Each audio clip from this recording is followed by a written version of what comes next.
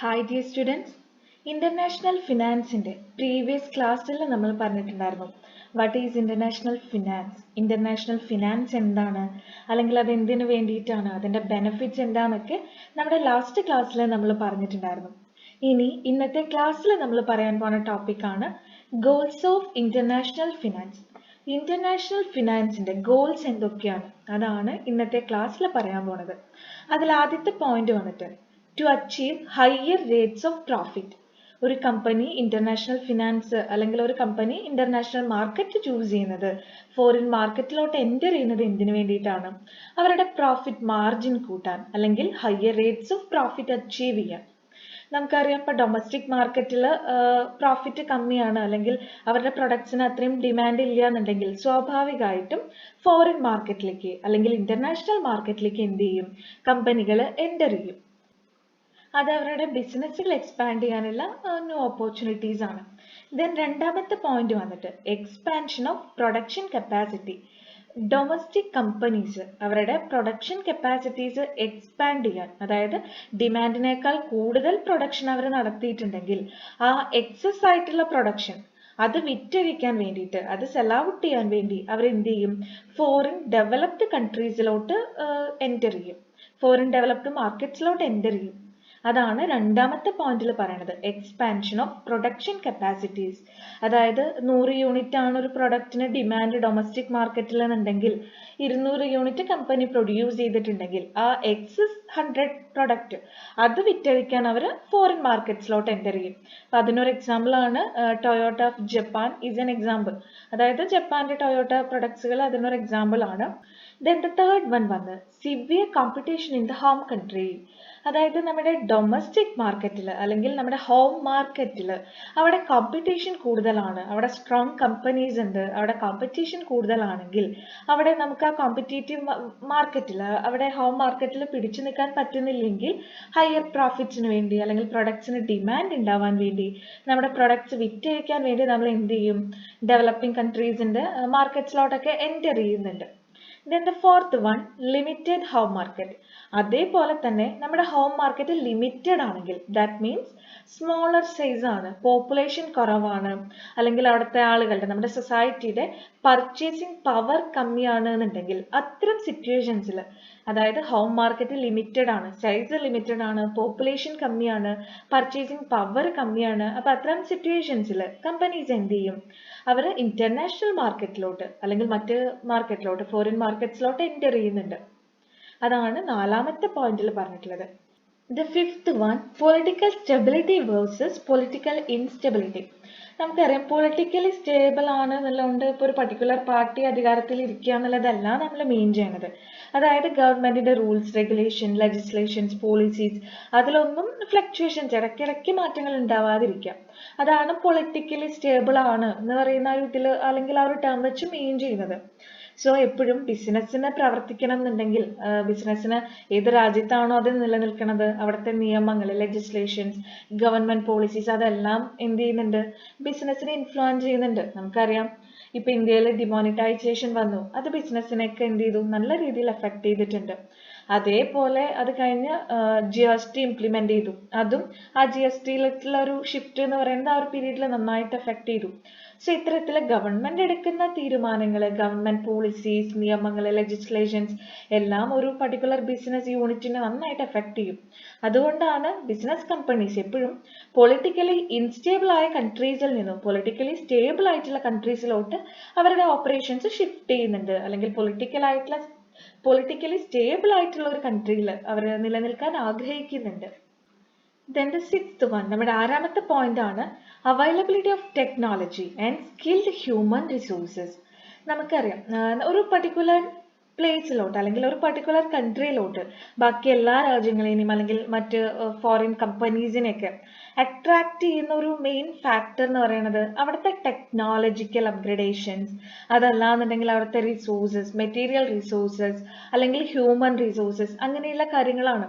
ഇതൊക്കെയാണ് pulling factors എന്ന് പറയാം. കോമ്പീറ്റന്റ് ആയിട്ട് ഹ്യൂമൻ റിസോഴ്സസ് ഉണ്ട്, അല്ലെങ്കിൽ അഡ്വാൻസ്ഡ് ടെക്നോളജി അവൈലബിൾ ആണ്, ഇതൊക്കെയാണ് പുള്ളിങ് ഫാക്ടേഴ്സ്, അതായത് ലീഡിങ് ഫാക്ടേഴ്സ്, നമ്മൾ അട്രാക്ട് ചെയ്യുന്ന ഫാക്ടേഴ്സ് എന്ന് പറയുന്നത്.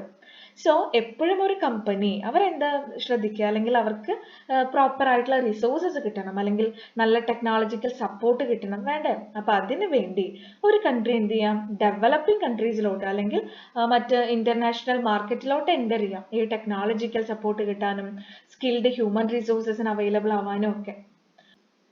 Seventh one, high cost of transportation. അതായത് മെയിൻ ആയിട്ട് ഇന്റർനാഷണൽ കമ്പനീസിന്റെ പ്രോഫിറ്റിന് അഫക്ട് ചെയ്യുന്ന ഒരു ഫാക്ടറാണ് അല്ലെങ്കിൽ ഒരു എലമെന്റ് ആണ് കോസ്റ്റ് ഓഫ് ട്രാൻസ്പോർട്ടേഷൻ എന്നുള്ളത്. അതായത് ഇപ്പോൾ ഒരു കമ്പനി മറ്റ് ഫോറിൻ മാർക്കറ്റ്സിലോട്ട് അല്ലെങ്കിൽ മറ്റ് രാജ്യങ്ങളുടെ മാർക്കറ്റിലൊക്കെ എൻറ്റർ ചെയ്യുമ്പോൾ അവർ ഫേസ് ചെയ്യുന്നത് ട്രാൻസ്പോർട്ടേഷൻ ഡിഫിക്കൽട്ടീസ് ആണ്. അതായത് നമ്മുടെ രാജ്യത്തെ ഡിമാൻഡ് ഇല്ല എന്നുണ്ടെങ്കിൽ നമ്മൾ വേറെ കൺട്രീസിലോട്ട് മൂവ് ചെയ്യുന്നു. സോ ട്രാൻസ്പോർട്ടേഷൻ കോസ്റ്റ് എന്നുള്ളത് വളരെ കൂടുതലാണ്. അപ്പൊ എപ്പോഴും ഒരു മാനുഫാക്ചറിങ് യൂണിറ്റ് അല്ലെങ്കിൽ ഒരു പർട്ടിക്കുലർ കമ്പനി ലൊക്കേറ്റ് ചെയ്യുക നല്ല ഡിമാൻഡ് ഉള്ള ഒരു കൺട്രിയിൽ, അതല്ലാന്നുണ്ടെങ്കിൽ ആ ഒരു കൺട്രിയുടെ ചുറ്റുവട്ടത്ത് നൈബറിങ് കൺട്രീസിൽ അല്ലെങ്കിൽ ഒരു ഗ്രൂപ്പ് ഓഫ് നൈബറിങ് കൺട്രീസിൽ നല്ല ഡിമാൻഡ് ഉണ്ട് നമ്മുടെ പ്രൊഡക്റ്റിന് എന്നുണ്ടെങ്കിൽ നമ്മൾ എന്ത് ചെയ്യും, നമ്മുടെ മാനുഫാക്ചറിങ് യൂണിറ്റ് അവിടെ നമ്മൾ എന്ത് ചെയ്യും, സ്റ്റാർട്ട് ചെയ്യും ഇല്ലേ, അവിടെയല്ലേ എസ്റ്റാബ്ലിഷ് ചെയ്യാം. ഇപ്പൊ ഇന്ത്യയിൽ നമ്മുടെ പ്രൊഡക്റ്റിന് ഡിമാൻഡ് ഇല്ല എന്നുണ്ടെങ്കിൽ ഇന്ത്യയിൽ പ്രൊഡ്യൂസ് ചെയ്ത് അമേരിക്കയെ കൊണ്ട് വിൽക്കുക എന്നുള്ളത് ട്രാൻസ്പോർട്ടേഷൻ അല്ലെങ്കിൽ മറ്റു കോസ്റ്റുകളൊക്കെ കൂടുതലാണ്. അപ്പൊ നമ്മൾ എന്ത് ചെയ്യും, അമേരിക്കയിൽ അതിനുള്ള ഫെസിലിറ്റീസ് ഉണ്ട്, ദാറ്റ് മീൻസ് നല്ല ഡിമാൻഡ് ഉണ്ട്, അല്ലെങ്കിൽ അവിടെ നെയ്ബറിങ് കൺട്രീസിൽ നമ്മുടെ പ്രൊഡക്റ്റിന് നല്ല ഡിമാൻഡ് ഉണ്ടെങ്കിൽ നമ്മൾ എന്ത് ചെയ്യും, ഇന്ത്യയിൽ പ്രൊഡക്ഷൻ നടത്താതെ അമേരിക്കയിലോട്ട് ഷിഫ്റ്റ് ചെയ്യും. അതാണ് ഹൈ കോസ്റ്റ് ഓഫ് ട്രാൻസ്പോർട്ടേഷനിൽ പറയുന്നത്. ഒരു പർട്ടിക്കുലർ പ്ലേസിൽ പ്രൊഡ്യൂസ് ചെയ്ത് വേറെയുള്ള സ്ഥലങ്ങളിലേക്കൊക്കെ അല്ലെങ്കിൽ വേറെയുള്ള കൺട്രീസിലോട്ടൊക്കെ അത് എത്തിക്കുക എന്നുള്ളത് ട്രാൻസ്പോർട്ടേഷൻ കോസ്റ്റ് വളരെ കൂടുതലാണ്, നല്ല ട്രാൻസ്പോർട്ടേഷൻ കോസ്റ്റ് ഇൻകർ ചെയ്യുന്നുണ്ട്, അത് നമ്മുടെ പ്രോഫിറ്റിനെ ബാധിക്കുന്നു. അപ്പോൾ ഹൈ ഡിമാൻഡ് ഉള്ള ഒരു ഏരിയയിലാണ് എന്ത് ചെയ്യണത്, നമ്മൾ മാനുഫാക്ചറിങ് യൂണിറ്റുകൾ എസ്റ്റാബ്ലിഷ് ചെയ്യുന്നത്. Then the eighth one, nearness to raw material. നമ്മൾ നേരത്തെ പറഞ്ഞ പോലെ തന്നെയാണ് ഹൈലി ക്വാളിറ്റേറ്റീവ് റോ മെറ്റീരിയൽസ് എന്ന് പറയുന്നത് ഏതൊരു ബിസിനസ് യൂണിറ്റിനും അത്യാവശ്യമാണ്. നല്ല മെറ്റീരിയൽസ് ഉണ്ടായിരിക്കുക, റോ മെറ്റീരിയൽ ക്വാളിറ്റി ഉള്ള റോ മെറ്റീരിയൽ അല്ലെങ്കിൽ നമുക്ക് വേണ്ട അത്രയും മെറ്റീരിയൽ കിട്ടുക എന്നുള്ളത് ഏതൊരു ബിസിനസ് എന്റർപ്രൈസിനും ആവശ്യമായിട്ടുള്ളതാണ്. സോ എപ്പോഴും കമ്പനീസ് ഒരു പ്രൊഡക്ഷൻ നടത്തുമ്പോൾ അവർക്ക് വേണ്ട എത്ര റോ മെറ്റീരിയൽസ് എവിടെയാണോ അവൈലബിൾ ആയിട്ടുള്ളത് അവിടത്തോട്ട് അവർ ഷിഫ്റ്റ് ചെയ്യും. ഇപ്പോൾ ഒരുപാട് US ബേസ്ഡ് അല്ലെങ്കിൽ യൂറോപ്യൻ ബേസ്ഡ് കമ്പനീസ് ഒക്കെ അവരുടെ മാനുഫാക്ചറിങ് ഫെസിലിറ്റീസ് ലൊക്കേറ്റ് ചെയ്തിട്ടുള്ളത് Saudi Arabia, Bahrain, Qatar, Iran അങ്ങനെയുള്ള പ്ലേസസിലൊക്കെയാണ്. കാരണം അവിടെയാണ് പെട്രോളിയം കൂടുതലായിട്ട് അവൈലബിൾ ആയിട്ടുള്ളത്. സോ ഇത്തരത്തിലെ പെട്രോളിയം പ്രൊഡക്ട്സ് ഉൽപ്പാദിപ്പിക്കണം എന്നുണ്ടെങ്കിൽ ഇവൻ US ബേസ്ഡ് കമ്പനീസ് ആയിക്കോട്ടെ യൂറോപ്യൻ ബേസ്ഡ് കമ്പനീസ് ആയിക്കോട്ടെ അവരെല്ലാം എവിടെയാണോ അവരുടെ റോ മെറ്റീരിയൽ അവൈലബിൾ ആയിട്ടുള്ളത് അവിടേക്ക് എന്ത് ചെയ്തു, അവരുടെ മാനുഫാക്ചറിങ് ഫെസിലിറ്റീസ് ഒക്കെ അങ്ങോട്ട് ലൊക്കേറ്റ് ചെയ്തു. അതാണ് നിയർനെസ് ടു റോ മെറ്റീരിയൽ എന്നുള്ള പോയിന്റിൽ പറയണത്. Then the ninth one, ഒൻപതാമത്തെ പോയിന്റ് വന്നിട്ട് availability of quality human resources. നമ്മൾ നേരത്തെ പറഞ്ഞ ഒരു പോയിന്റുമായിട്ട് കണക്ട് ചെയ്യാം. റോ മെറ്റീരിയൽ നമുക്ക് എസെൻഷ്യൽ ആയി വേണം, ടെക്നോളജിക്കലി അപ്ഗ്രേഡഡ് ആവണം എന്നൊക്കെ പറഞ്ഞു. അതേപോലെ തന്നെയാണ് ഇപ്പോൾ നമ്മുടെ ഒരു സോഫ്റ്റ്വെയർ അല്ലെങ്കിൽ IT ടെക്നോളജി ഒക്കെ എടുക്കുകയാണെന്നുണ്ടെങ്കിൽ ഒരുപാട് ആളുകൾ അവരുടെ ഓപ്പറേഷൻസ് മറ്റ് കൺട്രീസിൽ നിന്നൊക്കെ ഇന്ത്യയിലോട്ട് ഓപ്പറേഷൻസ് അവർ ഷിഫ്റ്റ് ചെയ്യുന്നുണ്ട്, ലൊക്കേഷൻ മാറ്റുന്നുണ്ട്. കാരണം ഇന്ത്യയിൽ high quality low cost human resources available ആണ്. ടെലികമ്മ്യൂണിക്കേഷൻ അല്ലെങ്കിൽ IT ഇൻഡസ്ട്രിയിലൊക്കെ ഏറ്റവും സ്കിൽഡ് ആയിട്ടുള്ള ലേബേഴ്സ് അവൈലബിൾ ആയിട്ടുള്ളത് നമ്മുടെ ഇന്ത്യയിലാണ്. സോ ഇന്ത്യയിലെ IT പ്രൊഫഷണൽസിന് അല്ലെങ്കിൽ ടെക്നിക്കൽ സ്റ്റാഫിനൊക്കെ നല്ല ഡിമാൻഡ് ആണുള്ളത്. കാരണം high quality low cost human resources ഇന്ത്യയിൽ അവൈലബിൾ ആണ്. Then the 10th one, പത്താമത്തെ പോയിന്റ് വന്നിട്ട് ലിബറലൈസേഷൻ ആൻഡ് ഗ്ലോബലൈസേഷൻ. നമുക്കറിയാം ഈ ഇന്റർനാഷണൽ മാർക്കറ്റ് അല്ലെങ്കിൽ ഒരു ഗ്ലോബൽ മാർക്കറ്റ് എന്നുള്ള ഒരു കോൺസെപ്റ്റ് വന്നിട്ടുള്ളത് ഈ ലിബറലൈസേഷൻ, ഗ്ലോബലൈസേഷൻ ആ ഒരു പോളിസീസിന്റെ ഒക്കെ ആ ഒരു ഭാഗമായിട്ടാണ്. Then 11th one, increased market share. എപ്പോഴും ഒരു company profit, of course profit ഒരു ഇമ്പോർട്ടൻ്റ് എലമെന്റ് ആണ്. അതിൻ്റെ ഒപ്പം തന്നെ ഒരു ഗ്രോത്ത് അല്ലെങ്കിൽ ഒരു ഡെവലപ്മെന്റ്, എക്സ്പാൻഷൻ എന്ന് പറയുന്ന ഒരു ഫാക്ടറിന് ഫോക്കസ് ചെയ്യുന്നുണ്ട്.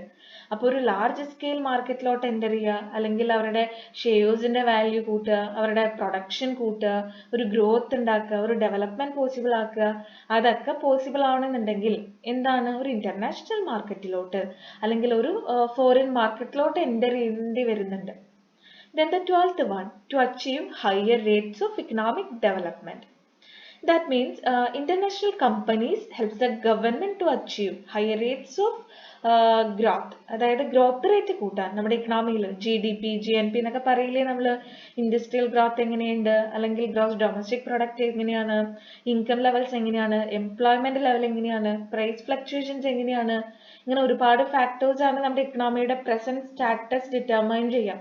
ഓരോ ഫാക്ടേഴ്സും GDP GNP industrial growth employment income price stability ഇങ്ങനെ കുറേ എലമെന്റ്സ് നമ്മൾ നോക്കും. സോ ഒരു ഗവൺമെന്റിനെ സംബന്ധിച്ച് ഇന്റർനാഷണൽ കമ്പനീസ് അവരെ ഹെൽപ്പ് ചെയ്യുന്നുണ്ട് ഇക്കണോമിക് ഡെവലപ്മെന്റിന് വേണ്ടി, അല്ലെങ്കിൽ higher rate of growth achieve ചെയ്യാൻ ഗവൺമെന്റിനെ ഇന്റർനാഷണൽ കമ്പനീസ് സഹായിക്കുന്നുണ്ട്.